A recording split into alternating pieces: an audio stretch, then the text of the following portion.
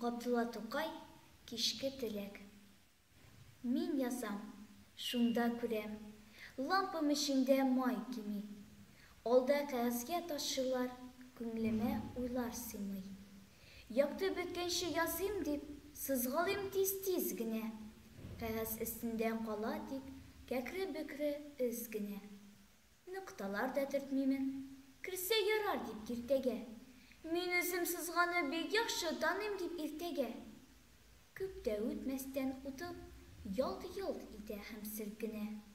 Гөлт итеп аклык нурын бер күрсәтә, аннан сүнә. Ни эшлисең? Һәр якта зөлмәт, ихтыярсыздан ятам. Мин ятып, яткан җиремдә төрле уйларга батам. Мин караңгылык эчендә уйланып яткан көйгә, нечкәреп күңлем җылыйм да, бер сүз әйтәм лампага.